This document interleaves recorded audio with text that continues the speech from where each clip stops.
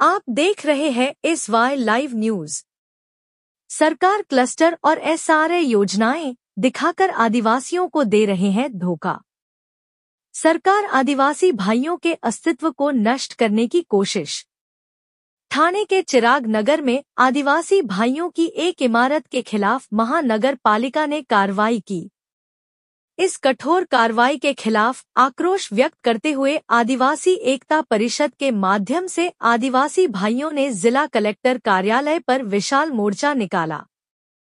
चिराग नगर से जिला कलेक्टर कार्यालय तक निकाले गए इस मोर्चे में सैकड़ों आदिवासी भाई शामिल हुए।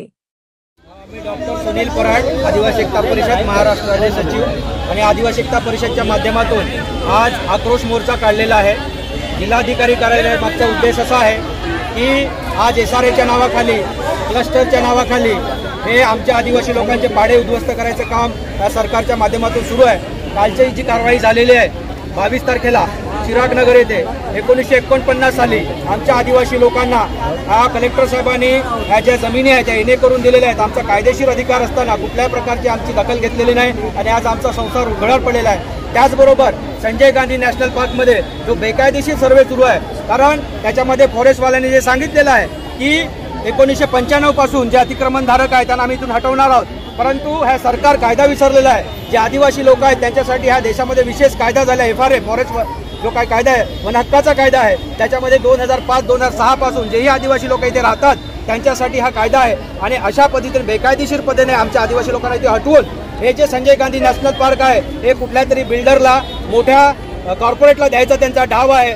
वनमंत्र्यांचं स्टेटमेंट आहे, मी ऑफिशियली बोलतो, ज्या धर्तीवरती अंबानी साहेबांनी वनतारा बनवलेला आहे त्या धर्तीवरती ह्या संजय गांधी नॅशनल पार्कमध्ये सूर्यतारा बनवायचा आहे आणि इथल्या आदिवासी लोकांना देशोधडीला लावायचं आहे। प्रधानमंत्री आवास योजनेच्या नावाखाली आम्हाला इथून हाकलून लावायचा कार्यक्रम सरकारने हातामध्ये घेतला आहे। आम्हाला वन हक्काचा कायदा आहे, सामूहिक वन हक्क आहे, वैयक्तिक वन हक्क आहे, असं सगळं असताना बेकायदेशीरपणे आमच्या घरामध्ये घुसून आमची परवानगी नसताना आमच्या घरामधला सर्वे सुरू आहे। तुमच्या घरामध्ये व्यक्ती किती आहे, तुमचं आधार कार्ड, पॅन कार्ड, तुमचं अकाउंट बुक हे लोक आमच्याकडे मागतायत आणि अशा बेकायदेशीरपणे हा सर्वे चालू आहे। आणि तुम्हाला आठवण करून देतो, हा थोडं तुम्ही पुढे गेल्यावरती एक तारपाची प्रतिकृती आहे, हे आमच्या आदिवासी लोकांचं प्रतीक आहे। हा ठाणे जिल्हा आदिवासींचा जिल्हा असताना आज आदिवासीचे जे पाडे आहेत तिथे मानपाडा असेल, पातळीपाडा असेल, वाघपीळ असेल किंवा इकडचे पाचवाड असेल हे आदिवासींचे पाडे आहेत आणि त्यांना इथून हाकलून लावण्याचं काम सरकारने हाती घेतलेलं आहे। आणि म्हणून ह्याचा निषेध करण्यासाठी, ह्याचा आक्रोश करण्यासाठी आणि ह्या ज्या काही कलेक्टर आहेत त्यांना विचारण्यासाठी, जाब विचारण्यासाठी आम्ही इथे आलो आणि कदापि आम्ही आमच्या जागेवरून हटणार नाही। तुमच्याकडे जे साधन असेल,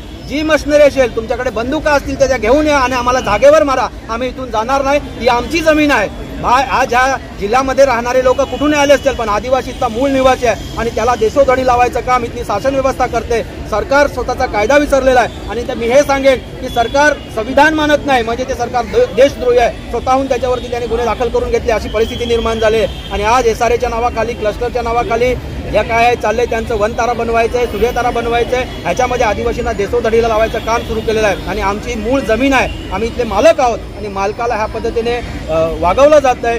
सरकारने आदिवासींसाठी भरपूर कायदे केलेले आहेत, जसं 1971ला आदिवासी जमीन नावावर करण्यासाठी सरकारी जमिनीचं अतिक्रमण असेल ते नावावर करू शकतो।